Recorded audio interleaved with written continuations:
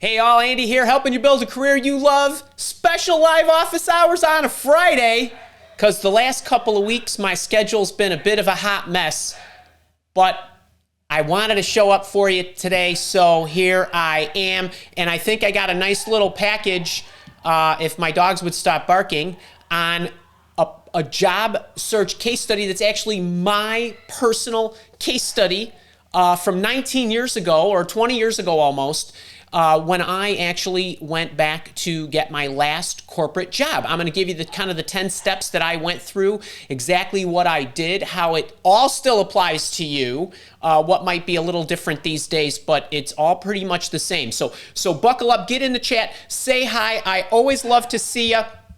My mother is first online. I love it. Aline, great to see you. Harish, Johnny Stevens, Kurt, and everybody else. Let me know where you are watching from. I always love to know what time zone you're in. Some of you, it's like middle of the night, which I totally love.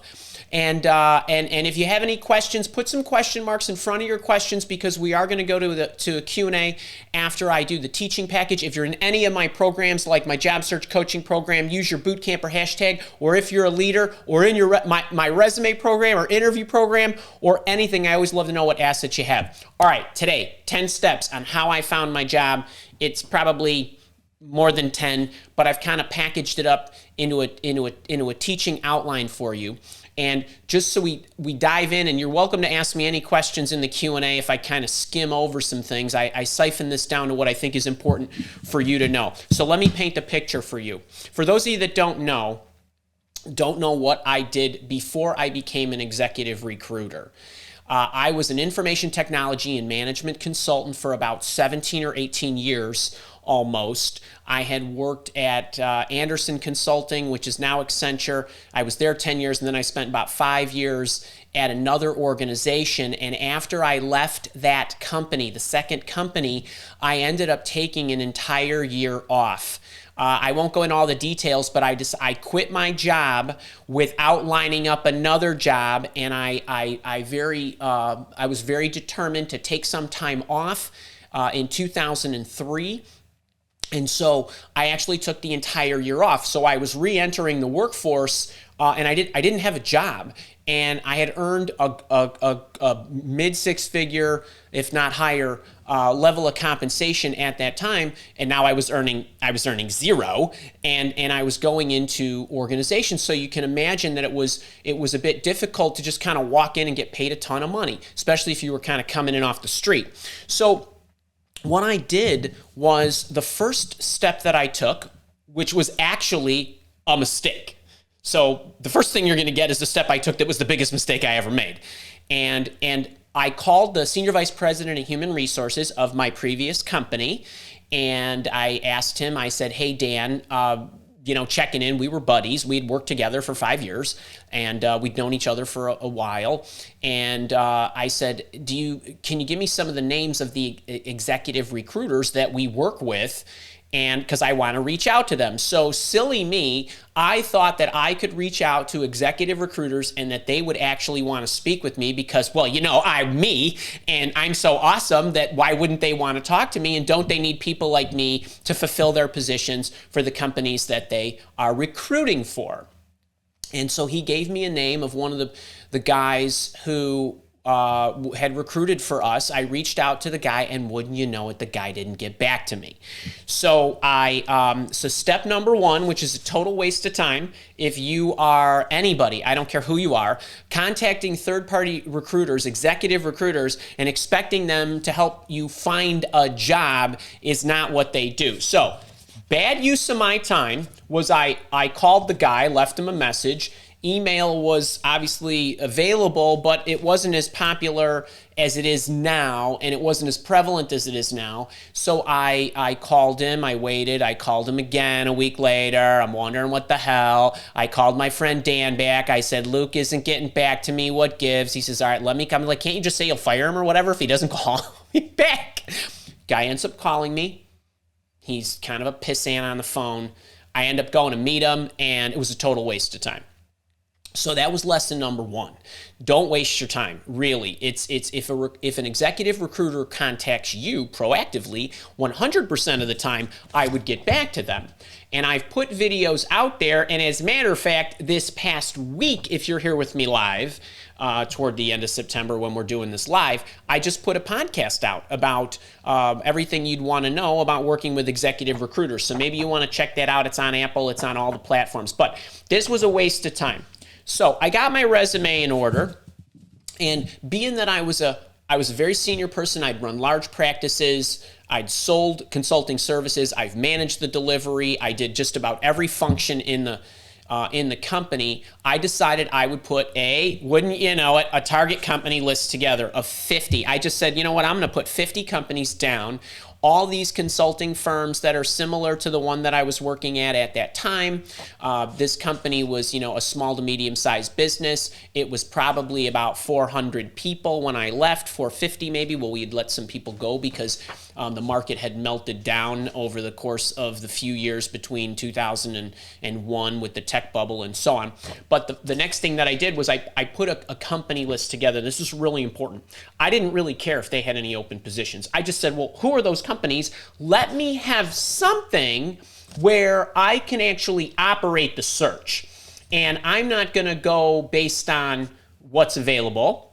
And you got to remember now, I knew nothing about recruiting, and I knew less about job searching at that time. I had never recruited a day in my life, so I didn't really know how that worked because I was an IT and management consultant. But I put together a list of companies. I got to 50. I said, I'm going to stop. And now I'm going to start looking at, do I know anybody who works at these organizations? And for some of them, I knew people. But I did not care about the role. And this is really important that you understand this. And I'm going to explain to you what transpired because I didn't care about the role. So I started looking at these organizations. And then what I did, just to make sure that I found enough organizations, I started looking at open positions. I didn't look at open positions to apply. Now, you have to remember something. This is 2003. LinkedIn did not really exist. It was a, figment in that guy's head. It didn't really roll out until 2004.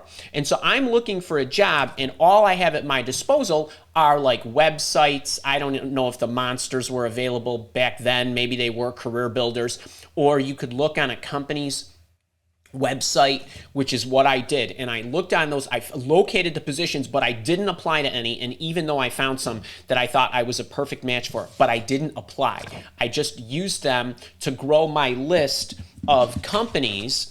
So I looked for open and publicized positions for the sole purpose of augmenting my target company list, because I didn't want to apply online. Even back then, I wanted to call somebody to see if I knew somebody. And I had managed a lot of people and worked with a lot of people. I had peers in the consulting space. I had managed thousands of people at this point in my career. So I had a pretty huge network, and I hung on to everybody's phone number and anybody's email address that I had. So I was just trying to build a company list, and I used the open positions to say, oh, I didn't know that company existed, so now I'm going to add it onto my list. But before I do anything, I'm going to figure out if I know somebody there. But we couldn't triangulate like we can now with LinkedIn, where people are continually updating where they work and what they do and who they're connected to. I had none of that at my disposal. All right, so it's even easier for you now to be able to determine these things, and not to mention find companies. All right, so then what I did, so I made the target company list. I swept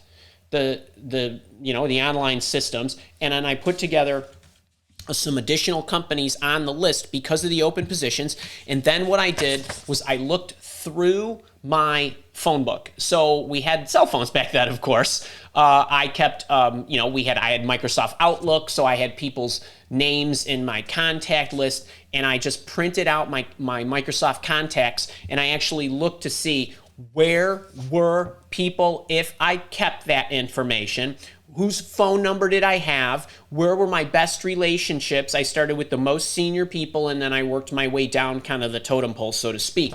But I made a list of people, so separately from the companies, because now I needed to cross-reference them. And then guess what I did? I actually called them. Now, this is a big deal Because what most of us do is, number one, we're reluctant and we don't want to call people because we don't want to network with them. And a lot of the times we're sending emails to people we haven't talked to or even people we don't know. But I'm just talking about people that I know. I hung on to everybody's name. Even people who I didn't have their phone number. I talked to people who did, and I built a very, very long list of people. And I literally block time on my calendar. I'd get up in the morning, I'd squeeze the orange juice, make the latte, maybe I'd do a workout, and then I started calling people. And it was my goal to line up these things: coffees, lunches, dinners. Okay, so I literally said, I'd get somebody on the phone, what are you doing? What are you doing right now? Hey, have you heard from so-and-so? Have you heard from so-and-so? Have you heard from so-and-so? Do you know where they are? Let me know where they are. Do you have their phone number? No, that's okay. Don't worry. Where? Just give me the company name. You know they're at that company? I would call the company. I didn't care. I did whatever I had to, but I was working the phone because talking to someone actually allows a lot of great things to happen, where sitting behind a computer and surfing on the internet isn't gonna get you what you need. Good luck's not gonna happen to you by just doing that. Sure, elbow grease, research, all that's good, but when you start getting together with people and then they would invite other people, and they would refer me to other people, and so on the chain went. Now, what actually happened was, I was in a coffee shop on Lake and LaSalle. I'll never forget, this was a Starbucks.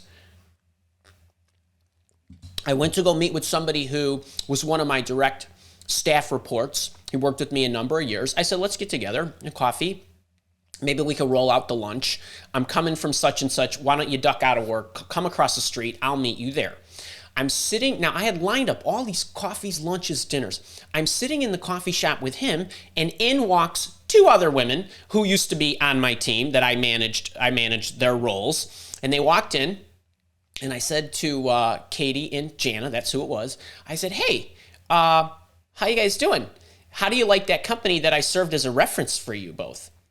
They said, yeah, everything's going great. I said, you really like the company? They said, yeah. I said, they got any, senior positions there for a guy who doesn't want to work really hard? Maybe, I don't know, you can connect me with the recruiter. Before I left the coffee shop, my phone rang, and it was their recruiter who said, we'd love to talk to you. Can we set up a time? All right, so now I happen to be sitting talking to one person, and two other people walked in the coffee shop. Now, I understand you're going to say, well, Andy, I live in rural Pennsylvania, and I don't have a Starbucks on the corner. I get it. But at least can you be on the phone? At least can you do your best to try to be as active as possible in connecting with people, because good stuff just sort of happens. So all of this stuff, it only took me a week of this, because I had enough interviews after doing this for a week with, 10 coffee meetings, 5 lunches, and a couple of dinners is basically what I spent. And this was only the first week in November in 2003. So I gave myself 10 clean months of absolutely no thinking about work. And then I said, when November rolls around, I will start looking for a job so that I could try to line one up by January. And that's what happened. So within the first week, I was able to come up with enough interviews. Now, while I was doing that during that week, when I wasn't having coffee or lunch or dinner with somebody, I was doing this. I went back and I revisited the open positions that caught my eye. And then I had a better understanding of who might work at the organization, but there was this one company, it's called Knightsbridge. It's now part of Hewlett-Packard, I believe. And there was a vice president of emerging markets. So they were looking for somebody who actually could come in and run their emerging markets, and then they listed the industries that they had on the website, and there was media, entertainment, there was a bunch of other stuff. Now, with the previous consultancy that I worked for, the reason this caught my eye is because I managed the largest business unit in my organization, where I had business services, media, entertainment, communications, and a number of other industries that were thrown together in a cluster that I managed the profit and loss of that unit. was responsible for the selling and the marketing and the delivery of this. So I opened up the position. I didn't know anybody there. I decided, all right, I'm gonna go in through the applicant trashing system, although I didn't know it was one of those at the time. It was literally my first experience with putting my resume into an applicant trashing system. And I went through like the first couple of boxes and I said, oh dear Lord, this is for the birds. I'm not doing this. So I exited out. And I looked at the company's phone number and I called the general number and I said, my name's Andy. I'm trying to apply for a job that I'm, absolutely perfect for. Can you give me the name or send me to the person who's in charge of recruiting for this position? Seconds later, Trudy picks up the phone. Great voice.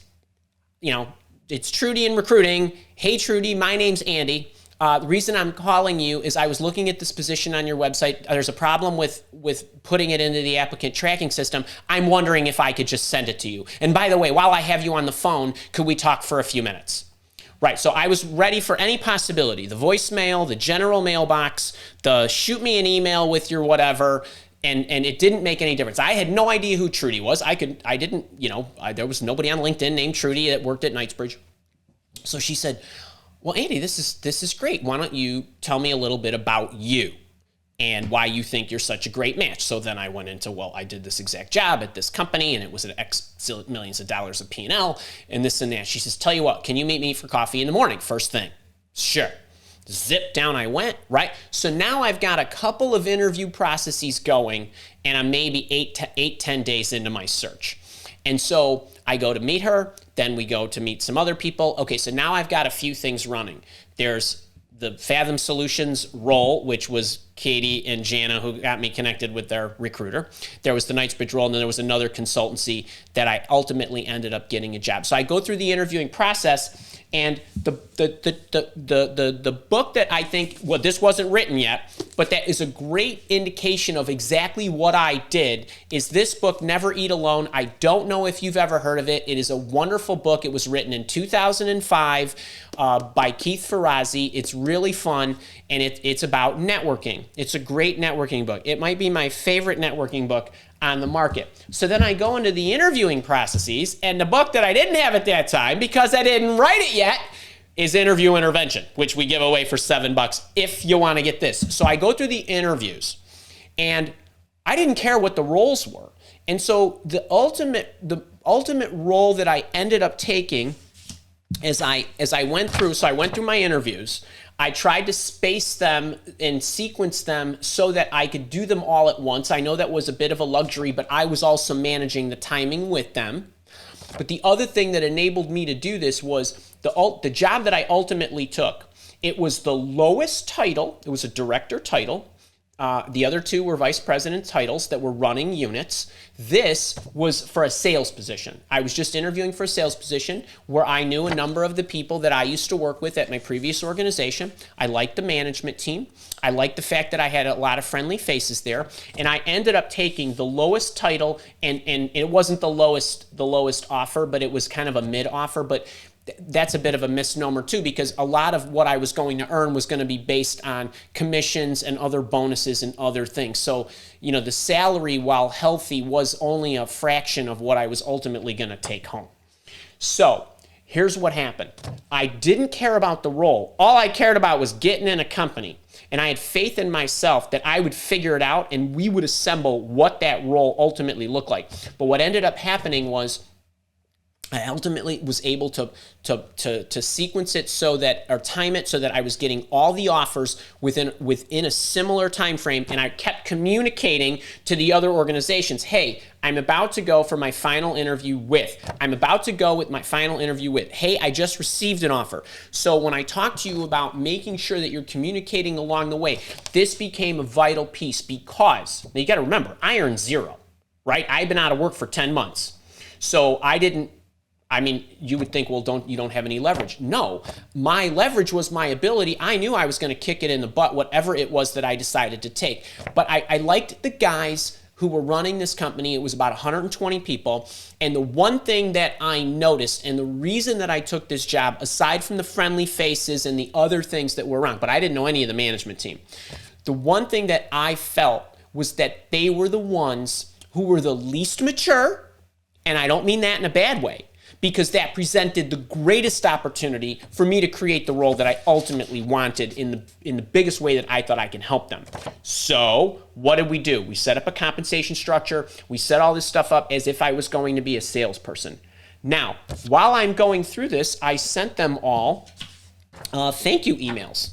Thank you. I literally hand wrote all these thank you cards. I mailed them out right before I got the offer. And I made sure that they were going to get them before I got the offer. So I sent them all the handwritten thank you emails. Now remember, we were all going in the office. This was the kind of culture where people were in the office, or they were on the site where they were consulting, or the business developers, of which I was going to be, was either in the office or I was with, boots on the street trying to make sales. And so when I got into the office on the first day, I made it a point to go to all 9 of the people that I interviewed with to say hello and thank them.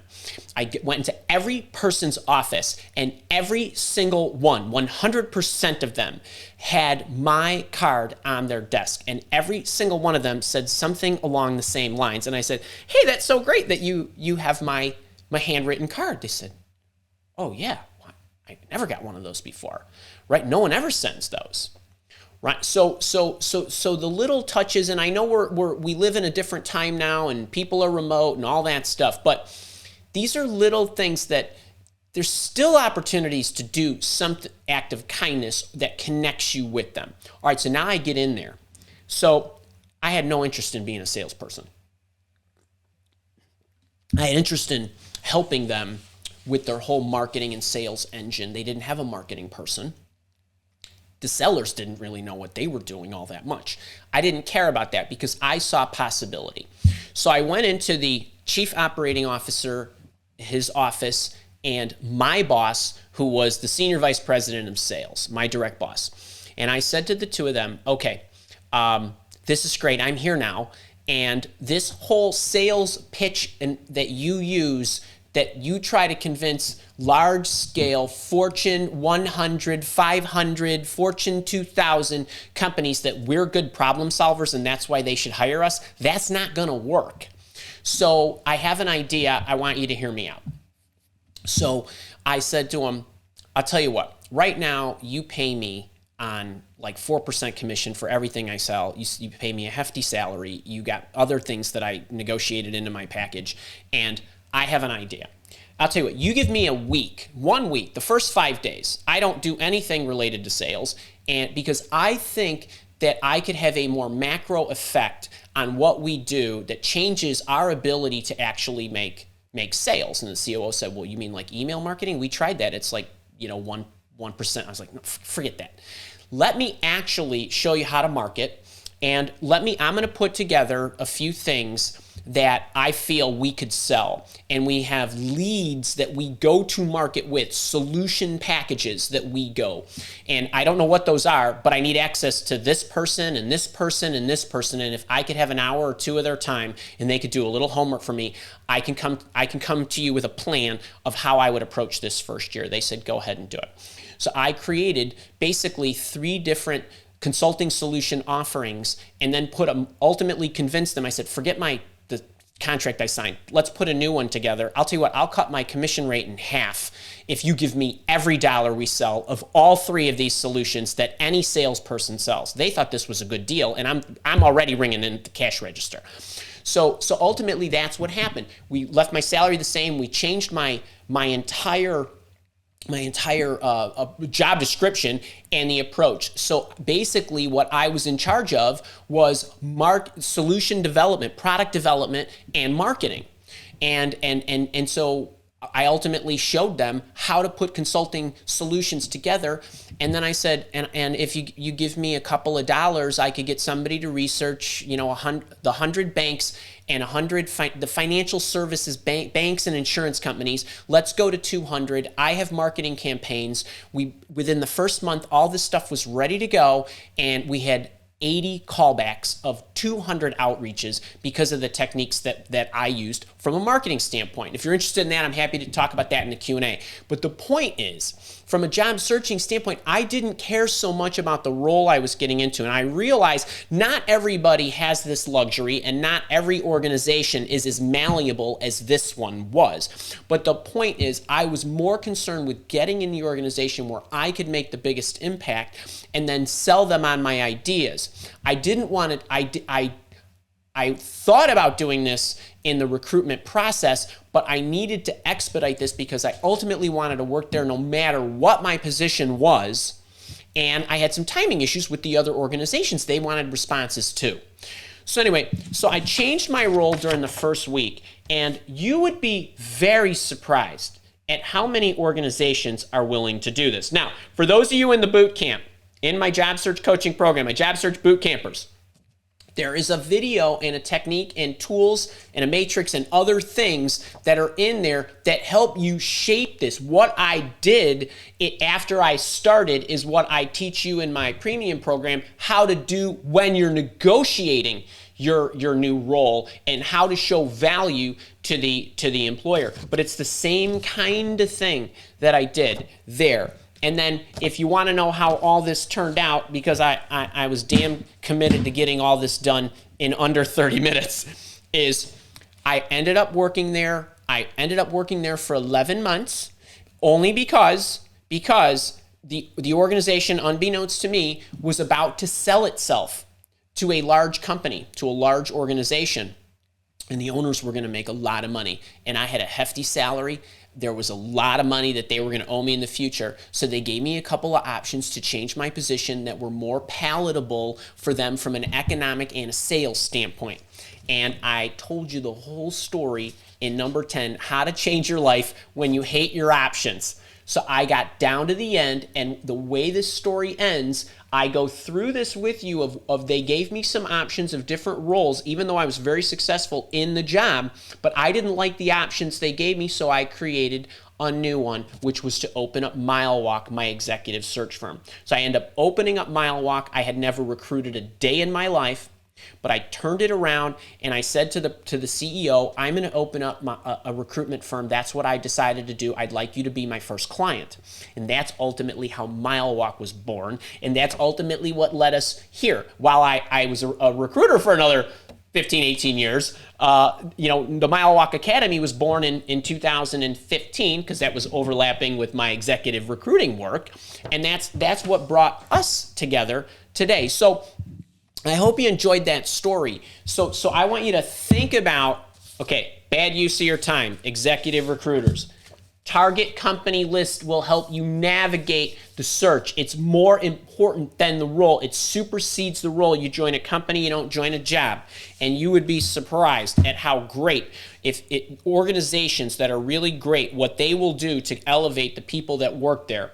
I search for positions, but not to apply. I search for positions to augment my target company list.